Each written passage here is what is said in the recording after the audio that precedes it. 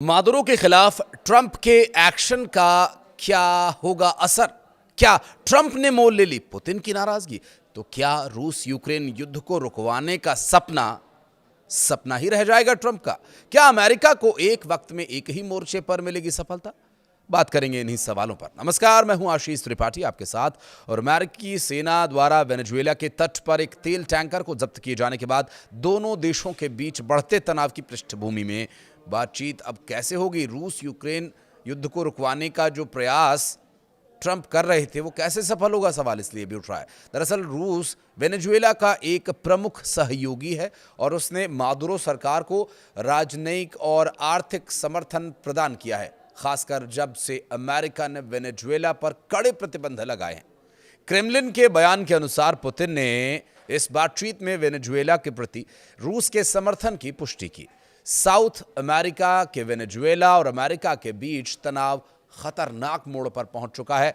अमेरिकी फोर्सेस ने एक तेल टैंकर पर नाटकीय कार्रवाई करते हुए कब्जा कर लिया। अमेरिका का आरोप यह है कि यह ब्लैक मार्केट तेल लेकर जा रहा था।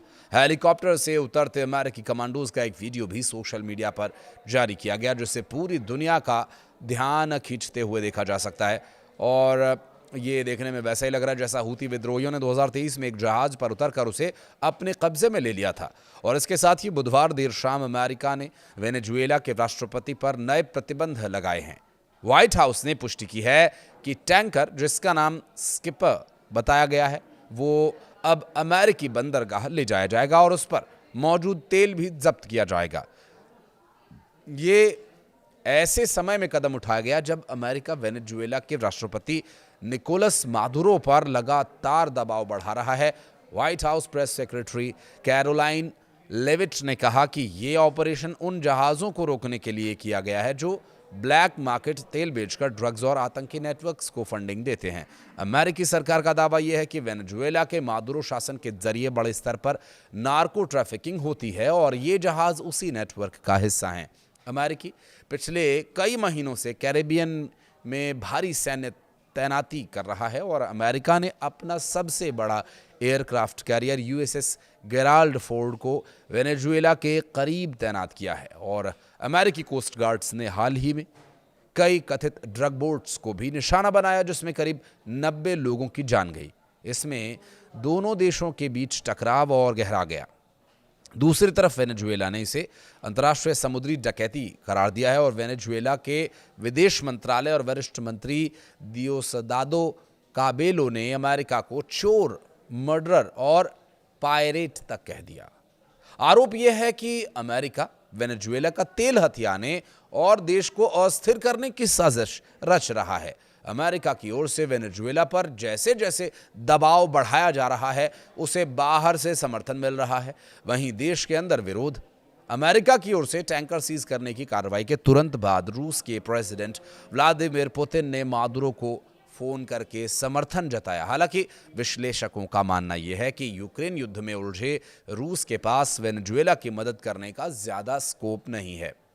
वहीं वेनेजुएला में विपक्षी लीडर मारिया कोरिना मचाडो का कहना है कि वेनेजुएला पर आक्रमण का खतरा नहीं है, क्योंकि उस पर पहले ही हमला हो चुका है। वेनेजुएला के राष्ट्रपति निकोलस मादुरो पर अमेरिका का दबाव लगातार बढ़ता जा रहा है। ऐसे में दरअसल गुरुवार को राष्ट्रपति निकोलस मादुरो के 3 भतीजों और अन्य प्रतिबंध लगा करके अब नए प्रतिबंधों में 6 क्रूड ऑयल टैंकर्स से जुड़ी शिपिंग कंपनीज को निशाना बनाया जा रहा है। पहले ट्रंप ने कहा था कि अमेरिका ने वेनेजुएला के तट पर एक प्रतिबंधित ऑयल टैंकर को जब्त किया। पनामा के बिजनेसमैन रेमन कैरेटेरो पर भी प्रतिबंध लगाया गया, जिन पर वेनेजुएला का तेल ट्रांसपोर्ट करने का आरोप है।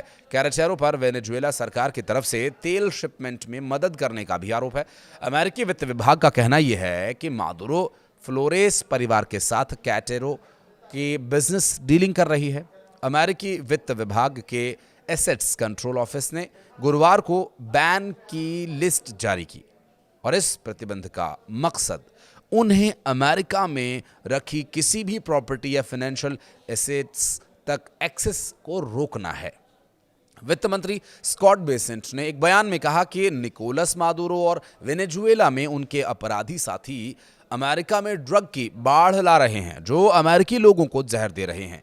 उन्होंने आगे कहा कि राष्ट्रपति ट्रंप के नेतृत्व में अमेरिकी वित्त विभाग मादुरो के शासन, उनके साथियों को और कंपनी को लगातार अपराधों के लिए जिम्मेदार ठहरा रहा है और ये पहली बार नहीं है जब मादुरो का परिवार अमेरिका के साथ राजनीतिक बदले की कार्रवाई में शामिल है। और 2022 अक्टूबर में वेनेजुएला ने 7 साल जेल में बंद अमेरिकियों को रिहा किया था, जिसके बदले में अमेरिका ने फ्लोरेस और कैंप्स को रिहा किया।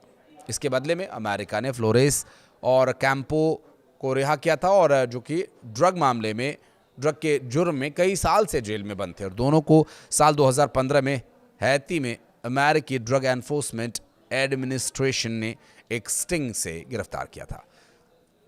इसके 1 साल बाद दोनों को न्यूयॉर्क की एक अदालत में दोषी ठहराया गया और फिर कार्रवाई हुई। हालांकि अभी वर्तमान परिस्थितियां क्या कहती हैं उसके बारे में अगर समझने की कोशिश करें तो एक तरफ डोनाल्ड ट्रंप पुतिन से बातचीत करके वो यूक्रेन में, जो यूक्रेन और रूस के बीच जारी युद्ध है, उसे रुकवाने का दावा कर रहे हैं और इस बीच इस तरह से कार्रवाई करना, ये डायरेक्टली तो नहीं लेकिन हाँ इनडायरेक्टली वो पुतिन के साथ बात बिगाड़ने जैसी स्थिति हो सकती है, क्योंकि पूरी दुनिया जानती है कि वेनेजुएला को रूस का खुला समर्थन है और रूस कई मोर्चों पर मदद करता है वेनेजुएला की।